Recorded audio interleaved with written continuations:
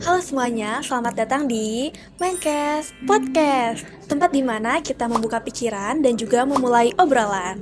Nah, pernah gak sih kalian itu tiba-tiba membeli suatu barang hanya karena melihat review dari TikTok? Atau bahkan kalian meniru cara belajar teman kalian yang nilainya selalu bagus nih?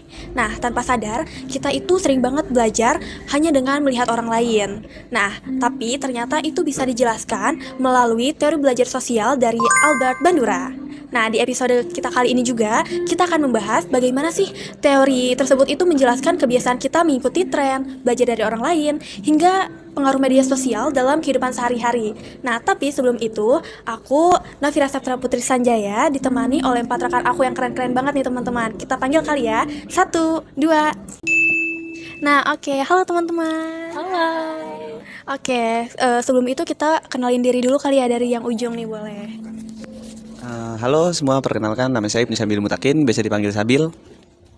Halo semuanya, perkenalkan nama aku Rahel Nabil Oktaveni Saragi, biasa dipanggil Cecel. Halo semuanya, perkenalkan nama saya Nelvia Nurvalinda, biasa dipanggil Nelv ya. Halo semuanya, perkenalkan nama aku Adesta Vanesti, bisa dipanggil Adesta. Oke, jadi langsung aja, Mindcast Podcast, buka pikiran, mulai obrolan. Oke teman-teman, sebelumnya aku mau nanya nih ke kalian, sebenarnya teori belajar sosial itu apa sih? Kalau dijelasin secara sederhana, Bandura bilang manusia itu belajar nggak harus lewat pengalaman sendirinya. Bisa juga melewat pengalaman orang lain atau hanya melihat orang lain. Misalnya kita di kelas melihat teman presentasinya bagus. Awalnya mungkin kita cuma kagum, tapi lama-lama kita bisa ngikutin cara dia berbicara di depan teman-teman, atau cara membuat PowerPoint-nya, atau juga cara menjawab pertanyaan-pertanyaan dari teman-teman ataupun dosen. Nah, di situ tuh kita secara nggak langsung kita belajar dengan cara mengamatinya. Beliau juga bilang, makanya beliau bilang ini tuh proses belajar lewat secara mengamati, atau biasa disebut juga observation learning. Menarik banget ya ternyata. Nah, dalam teori Bandura ini tuh katanya ada beberapa tahapan ya sebelum seseorang itu akhirnya meniru perilaku orang lain nih. Boleh dijelasin gak sih? Boleh banget dong. Jadi ada 4 tahapan. Yang pertama itu adalah attention atau perhatian. Jadi kita ini harus tertarik dulu nih sama apa yang kita lihat. Contohnya misal nih, kita kan sering nih ya scroll sosmed gitu. Terus di suatu saat kita nemu cara proses pembelajaran yang seru, yang nggak bikin kita burn out. Nah, yang kedua itu ada retention atau mengingat. Jadi setelah kita menonton, kita tertarik, kita mengingat nih cara pembelajarannya gimana ya biar kita tuh belajarnya happy gitu. Nah, yang ketiga itu adalah production atau mencoba. Jadi setelah kita mengamati, terus kita mengingat juga cara pembelajarannya, kita bisa mengimplementasikan atau mempraktikkan cara belajar tersebut. Nah, yang terakhir itu adalah motivation atau motivasi. Jadi setelah kita mempraktikkan, mengingat dan kita melihat juga, jadi kita tuh jadi termotivasi untuk terus belajar, karena belajar ini jadi menyenangkan dengan kita mengamati konten-konten yang tadi kayak gitu. Jadi hasilnya dengan belajarnya efektif, hasilnya juga lebih maksimal. Jadi keempat proses ini saling berhubungan, teman-teman. Oke, sekarang kita masuk ke contoh yang lagi deket banget nih sama mahasiswa kali ya. Nah, sekarang kan banyak banget nih mahasiswa yang memakai ChatGPT untuk membantu belajar gitu. Nah, kalau misalkan dari menurut kalian sendiri nih, apakah ini tuh bisa dijelaskan melalui teori Bandura? Bisa banget teman-teman. Nah, jadi menurut saya mungkin pada awalnya mahasiswa ini kayak cuman sedikit nih yang pakai ChatGPT. Nah, terus teman-teman yang lain tuh kayak ngelihat, kok orang ini tuh bisa sih ngerangkum kayak rapih banget. Kok bisa sih orang-orang menjawab pertanyaan tuh kayak cepet banget. Terus kayak cepet banget bisa paham materi. Nah, dari situ teman-teman tuh kayak gimana sih? Dia tuh mulai kayak mencari tahu, kayak penasaran gitu. Terus akhirnya tuh kayak nyobain teman-teman. Nah, akhirnya di situ terjadi proses belajar melalui pengamatan gitu.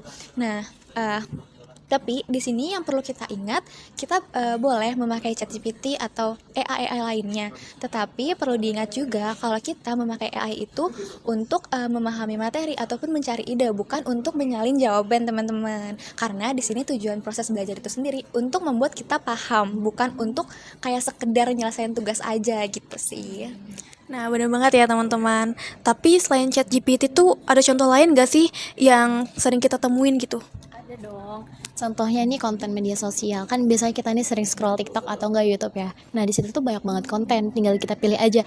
Ada konten positif dan negatif. Nah, contohnya nih kayak misalnya ada influencer yang kayak dia nih suka banget membagi motivasi atau kayak edukasi tentang baiknya membaca buku, manfaat membaca buku, rekomendasi buku-buku yang bagus. Nah, awalnya kita nggak bisa kayak nggak suka baca buku. Nah, jadinya gara-gara kita nonton dia, nah jadi kita jadi suka. Terus kita awalnya beli satu, kita baca nih, bagus. Oh, kita bisa beli-beli lagi yang lain. Jadi banyak kita koleksi buku terus kita jadi suka. Nah, itu contoh dampak positifnya. Ada juga yang namanya dampak negatif, kayak contohnya challenge yang berbahaya. Nih, banyak banget sekarang nih konten-konten TikTok yang challenge-challenge berbahaya. Itu kan bikin kita kayak, wah penasaran nih mau ikutan gitu. Itu kan termasuk dampak negatifnya.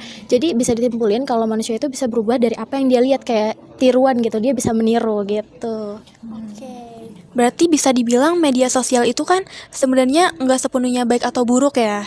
Iya, betul banget. Jadi gimana caranya kita memilah antara konten positif dan konten negatif. Jadi sebelum kita mencari atau menonton konten, kita harus dipilah dulu, kita lihat dulu itu kontennya itu termasuk konten yang positif atau konten negatif gitu. Nah, dari obrolan kita hari ini nih, bisa kita simpulkan ya bahwa teori belajar sosial dari Albert Bandura ini tuh menjelaskan nih bahwa kita itu bisa belajar hanya dengan kita mengamati perilaku orang lain ya. Prosesnya itu kan bisa dimulai dari memperhatikan, mengingat, mencoba, hingga akhirnya itu menjadi kebiasaan gitu. Nah, di era media sosial, teori ini juga kan makin relevan ya. Karena itu kita juga perlu nih lebih bijak dalam memilih siapa yang kita jadikan panutan gitu. Sebab apa yang sering kita lihat itu kan dapat mempengaruhi cara berpikir dan juga bertindak ya. Terima kasih ya kepada teman-teman atas sharingnya, dan juga terima kasih kepada teman-teman yang sudah mendengarkan Mincast kali ini. Sampai jumpa di episode selanjutnya, dan ingat, Mincast Podcast, buka pikiran, mulai obrolan.